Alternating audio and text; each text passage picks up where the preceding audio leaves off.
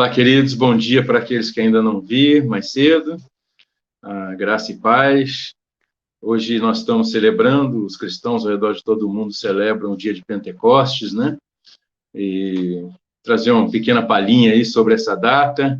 Pentecostes vem da palavra quinquagésimo, né? E, na verdade, se refere a 50 dias, na verdade, 7 semanas, né, para ser exato, a partir do sábado da Páscoa, né? E, então, é uma data móvel, e nós estamos, mas sempre é celebrada num domingo, né? Então, nós estamos celebrando neste domingo, e o Senhor Jesus, ele morreu durante a Páscoa, um feriado de Páscoa judaica, né? Morreu ao terceiro dia, ressuscitou, né? E aí, então, depois que ressuscitou, ele andou com seus discípulos, se apresentou com seu corpo ressurreto, né? Que atravessava portas e paredes, mas também comia e tocava e era tocado por eles. Ele se apresentou diante deles, falando das coisas do seu reino, né? Dele como rei, eterno. Então, também é um evento político, né? Porque Cristo é o nosso rei, é Ele que nós servimos, Ele é a nossa esperança, né? Ele é o nosso Deus. Então, ele falou aos discípulos durante 40 dias acerca do seu reino, consolidando tudo que ele havia ensinado a eles ao longo de 3 anos de ministério. E então, ele, no final desses 40 dias, ele é elevado ao céu e volta à sua glória como Deus Filho que ele é, né? Junto com o Pai. E então, de lá, ele faz essa promessa que está em Atos 1, que também está lá em Mateus 4, né? Está em Lucas 4. E em Atos dos Apóstolos, Lucas registra as seguintes palavras de Jesus, né? Se você olhar Atos capítulo 1, no verso 4, né? Diz assim: certa ocasião, enquanto comia com eles, deu-lhes esta ordem: não saiam de Jerusalém, mas esperem pela promessa de meu Pai, da qual lhes falei. Ele falou lá no início, né? E ao longo de todo o seu ministério, né? Pois João batizou com água, mas dentro de poucos dias vocês serão batizados com o Espírito Santo. E Mateus, então, registra que quem batiza com o Espírito Santo é Jesus Cristo, né? E João registra que ele só enviou o Espírito porque ele foi glorificado. Só depois que ele voltou à sua glória é que ele recebe do Pai a promessa do Espírito e ele envia. E assim como tudo que existe foi criado do nada pelo Pai, mas por meio de Jesus Cristo, diz a Escritura, né? Assim também nós somos batizados no Espírito Santo e entramos para essa comunhão preciosa com Deus. Ele nos cela e passa a habitar em nós. Nós podemos, a partir de agora, pela fé, viver uma vida no Espírito Santo através de Jesus Cristo. Então, não existe cristão em quem não habita o Espírito Santo. Você pode ter cristão nominal, você pode ter cristão que concorda intelectualmente com as verdades do Evangelho, são simpatizantes do cristianismo, você pode ter pessoas que frequentam a igreja, mas se essa pessoa nunca se chegou a Jesus pessoalmente, abriu seu coração, como diz Pedro aqui no texto que Tiago leu para nós agora no início da nossa live, né?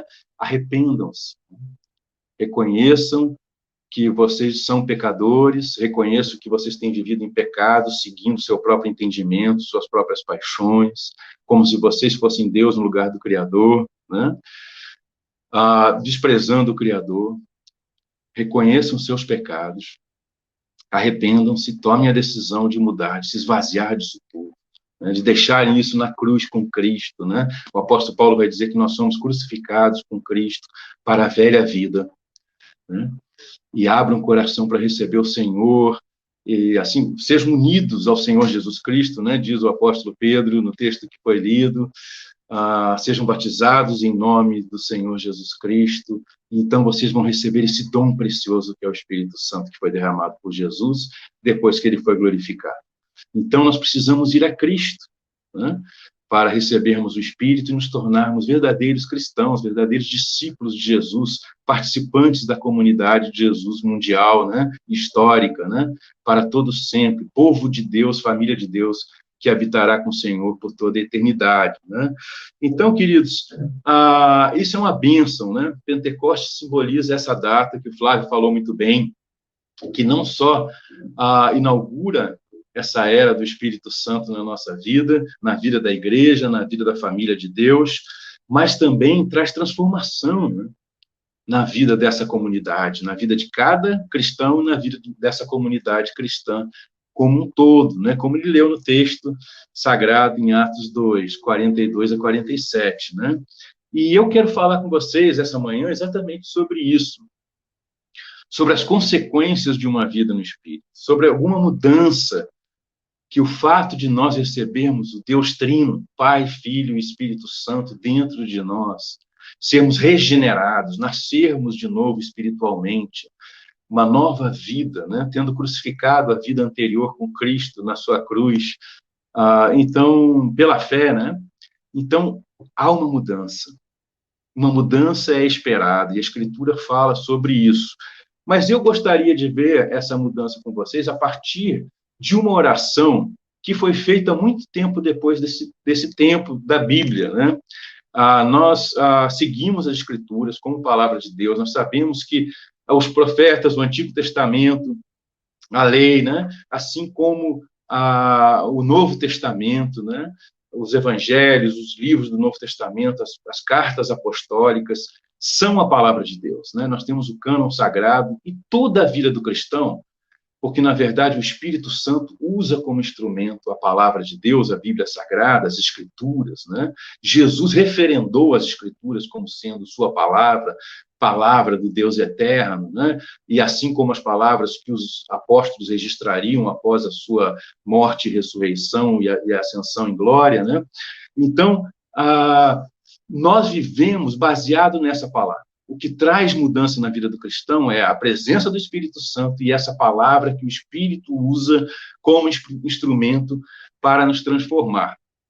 Mas nós não podemos desprezar tudo que o Espírito Santo produziu também ao longo da história da igreja, né, que está de acordo com essa palavra, né, que foi fomentado nesta palavra, né, que foi criado a partir de inspiração e iluminação do Espírito nesta palavra, baseado nessa palavra, fundamentado nesta palavra, né? E eu quero ver com vocês essa vida no Espírito, essa transformação que o Espírito Santo traz, a partir de uma oração que só ficou conhecida quando ela foi publicada em 1912,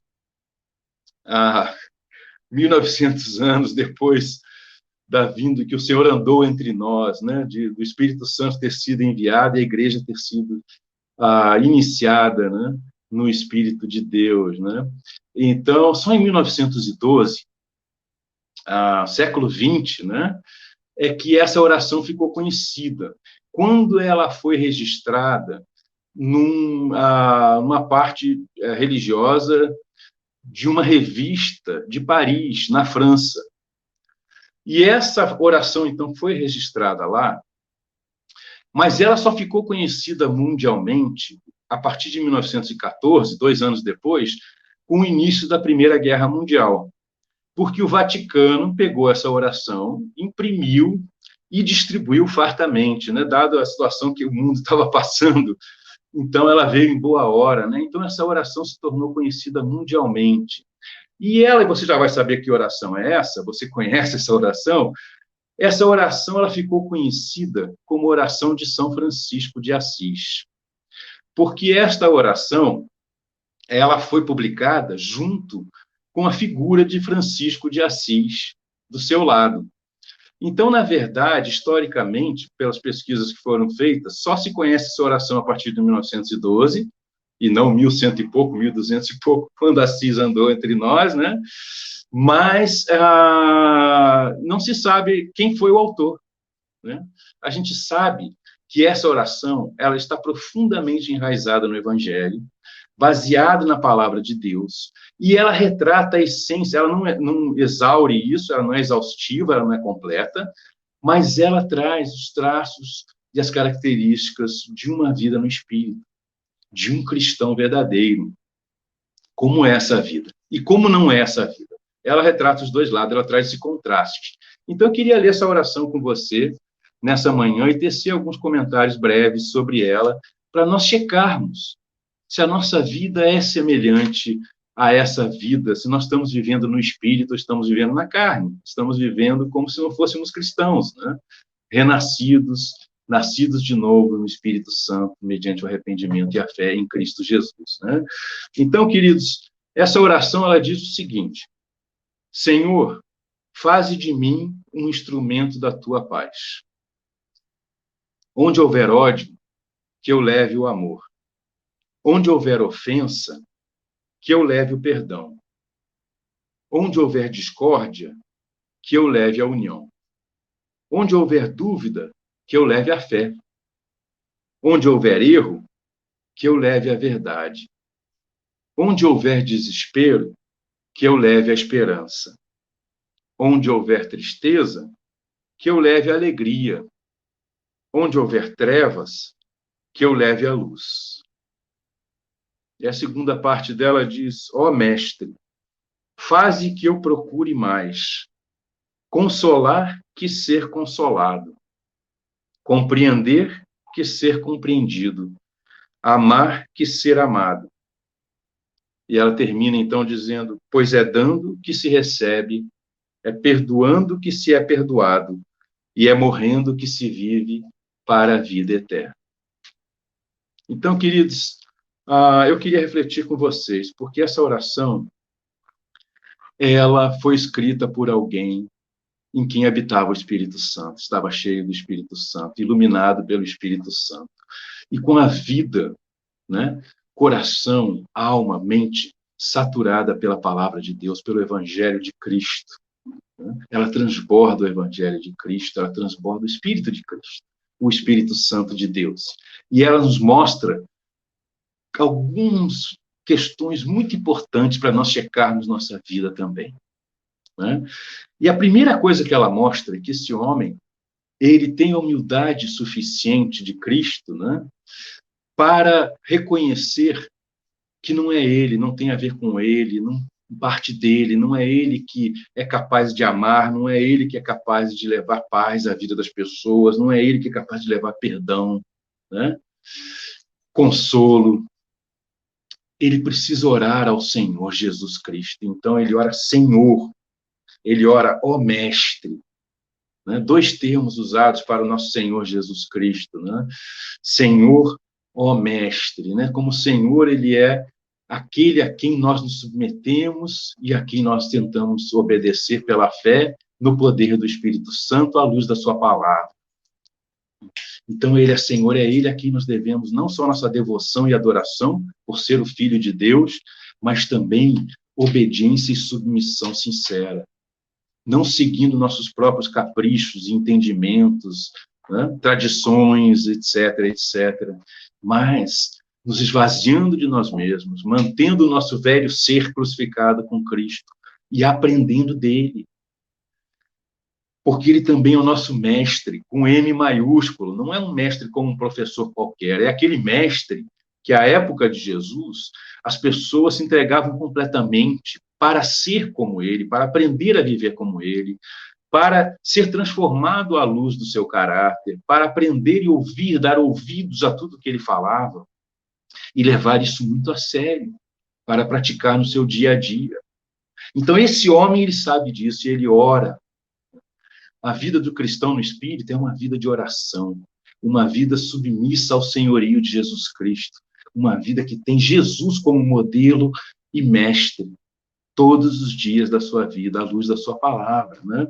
Então, ele ora dessa maneira humilde, reconhecendo que ele precisa do auxílio do Senhor Jesus Cristo, que vem ao nosso auxílio a partir do Pentecostes por meio do seu Espírito Santo.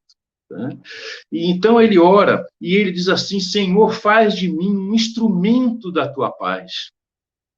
E de novo a humildade, né? Ele sabe que não é ele, é Jesus Cristo que nos traz a paz que o mundo não pode dar. É o Espírito Santo, né? Cujo símbolo virou a pomba da paz, né? Que nos traz a paz na nossa vida, nos relacionamentos, né? Na comunidade, na nossa casa, na nossa família, né? É o Jesus Cristo que traz a paz.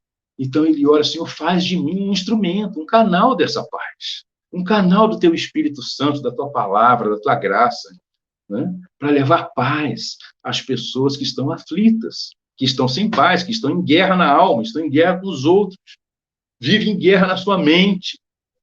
Isso parece um pouco com o retrato dos nossos dias.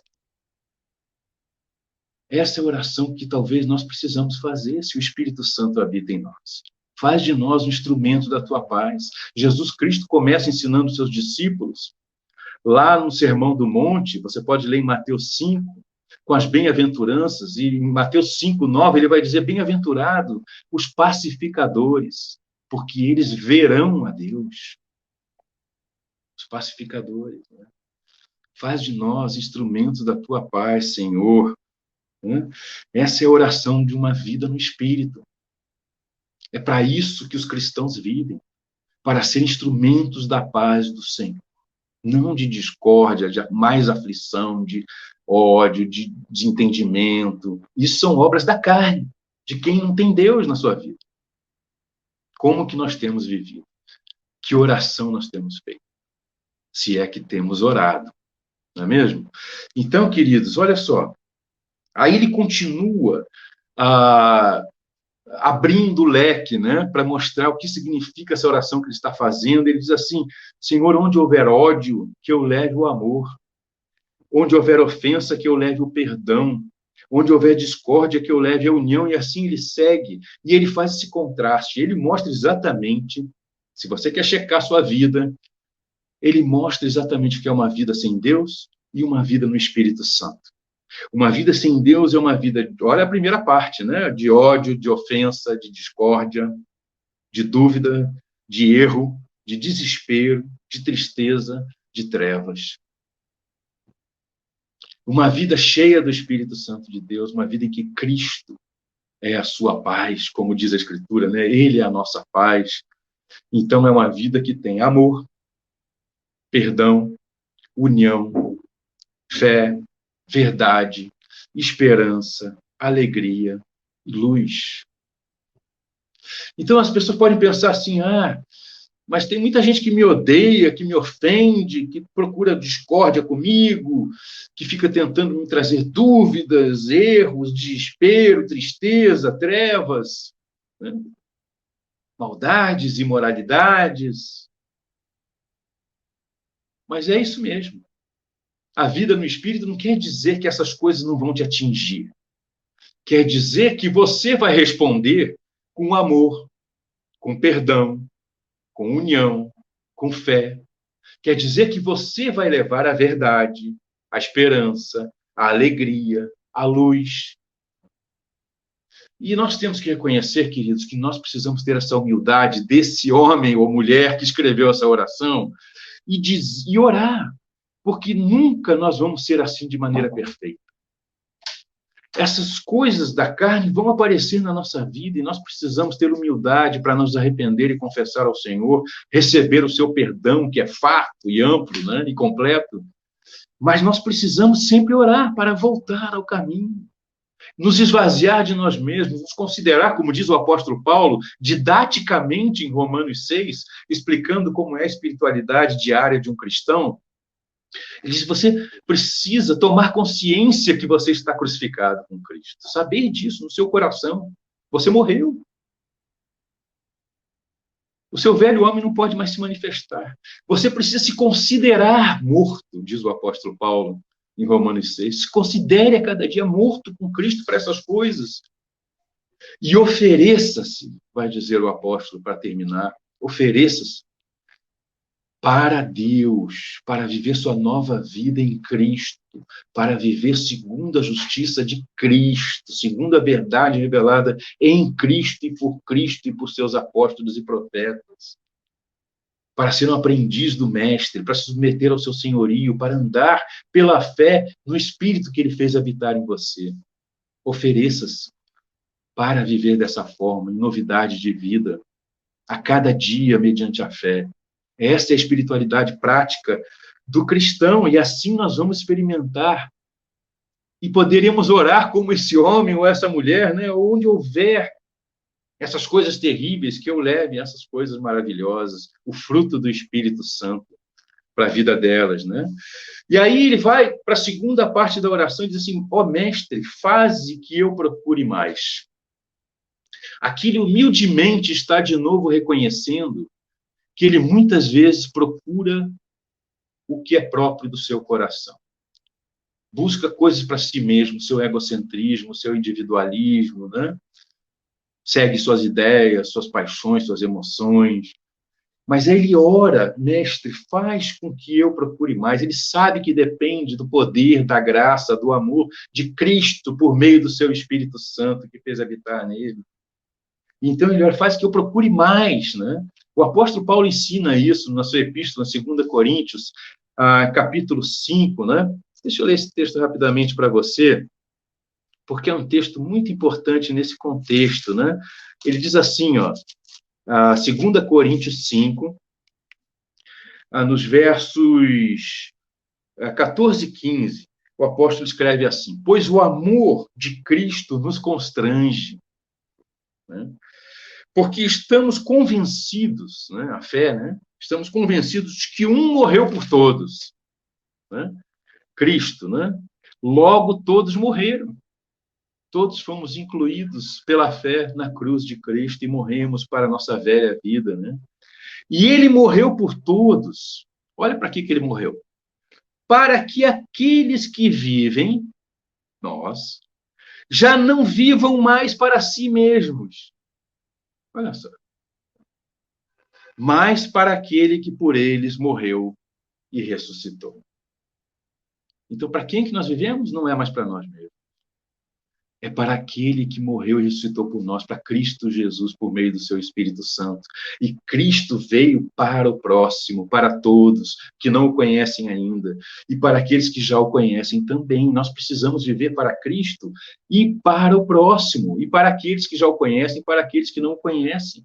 Assim precisa ser nossa vida, nós precisamos aprender a orar. Faz que eu procure mais consolar do que ser consolado. Em vez de ficar me lamentando, chorando, porque ninguém me trata bem, porque ninguém cuida de mim, porque eles me odeiam, porque é isso, por aquilo, minha vida, essa tristeza.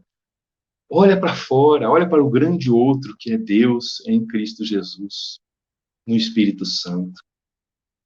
Olha para os outros, para aqueles na sua casa, para o seu próximo, para aqueles que ainda não conhecem o Senhor, estão fechados em si mesmos e precisam do toque do Espírito Santo para que eles saiam da sua alienação e reconheçam que são pecadores, criados por Deus para a comunhão eterna com Ele e precisam ser resgatados pelo amor de Cristo na sua cruz e na sua ressurreição.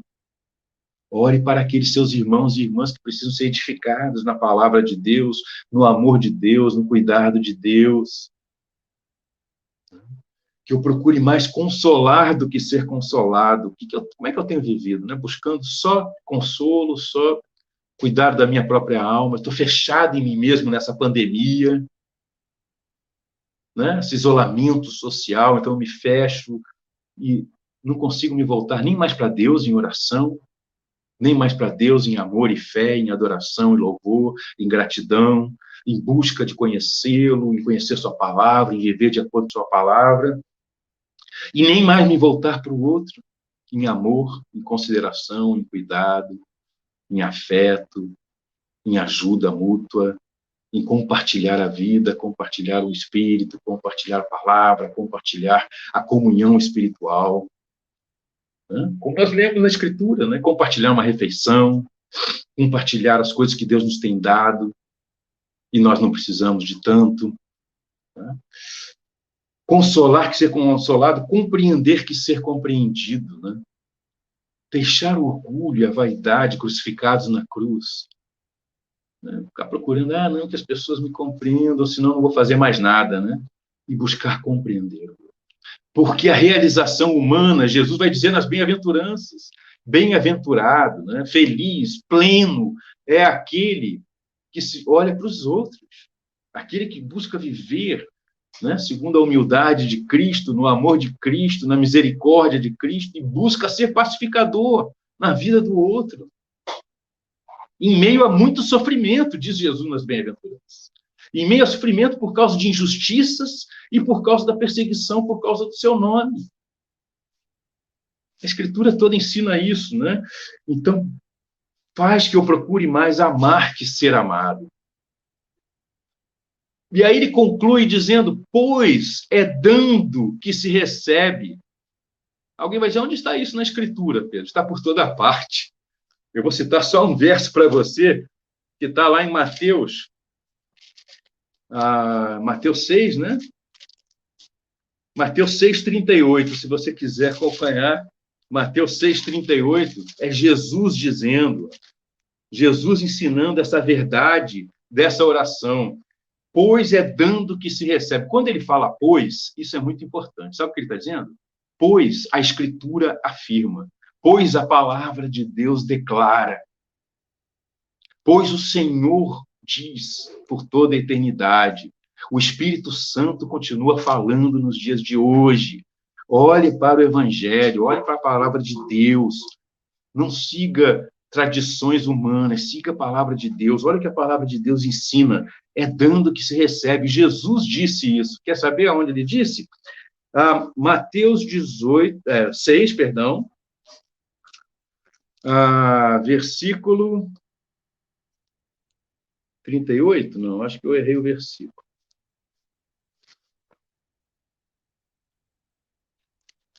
É Lucas 6,38, tá, gente? Eu errei, foi o livro. Evangelho de Lucas, capítulo 6, verso 38. Diz assim o Senhor Jesus: deem, e lhe será dado. Olha de onde vem essa oração. Pois é dando que se recebe. Deem e lhe será dado. Isso é uma promessa de Jesus. Deem e lhe será dado. Uma boa medida, calcada, sacudida, transbordante será dada a vocês. Deem generosamente, porque vocês receberão de Deus generosamente. Não precisa se preocupar, né? Busque o reino de Deus e a sua justiça, e tudo mais que você precisar vai lhe ser acrescentado. Né? E, no fim, as riquezas do reino de Deus por toda a eternidade, né? Então, deem e lhe será dado uma boa medida, calcada, sacudida, transbordante, será dada a vocês, pois a medida que usarem também será usada para medir vocês. Então, esse é um dos textos, né? Mas Atos 20, o apóstolo Paulo cita Jesus, né? Eu não sei se ele está citando esse texto ou alguma outra fala de Jesus que ele acabou conhecendo com Jesus glorificado, que se revelou a ele, ou com os apóstolos, né? Mas em Atos 20, verso 24, o apóstolo Paulo diz assim, ó.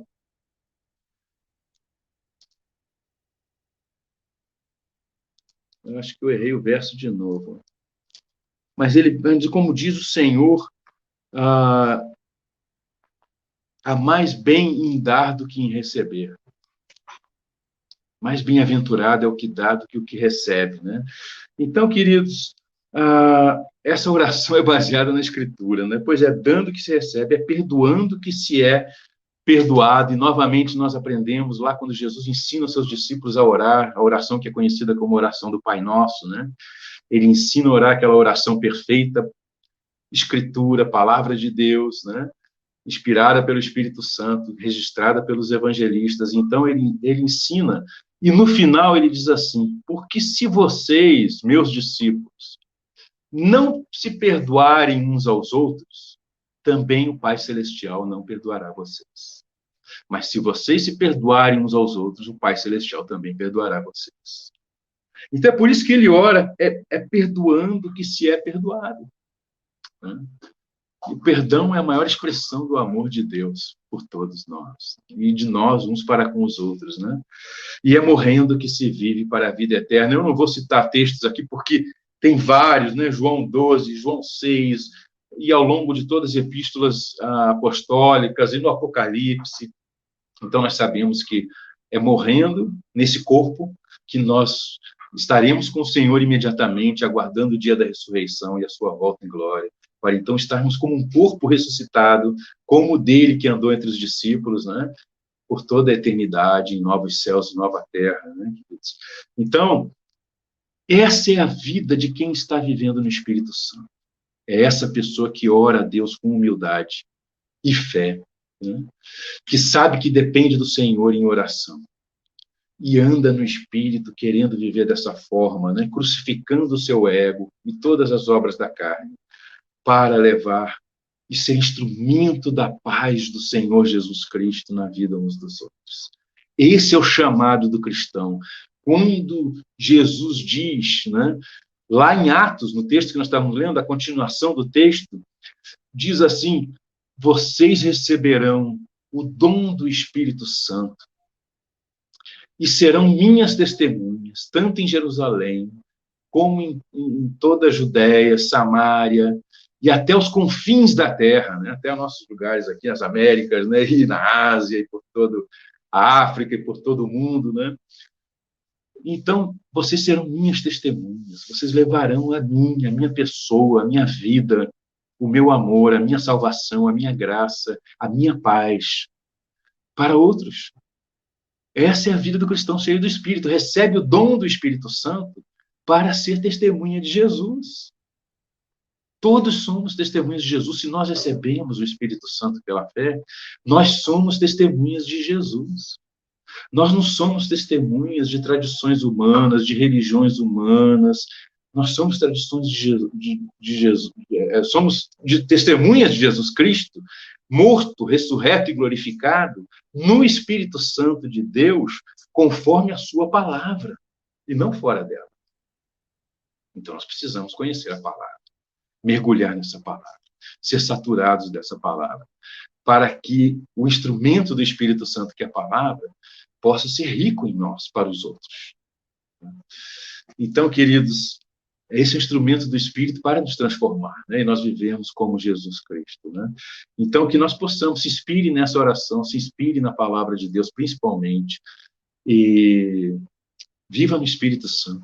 Cheque a sua vida, à luz da palavra, à luz dessa oração, à luz de tudo que tem sido anunciado em nome de Jesus Cristo, de acordo com a palavra de Deus.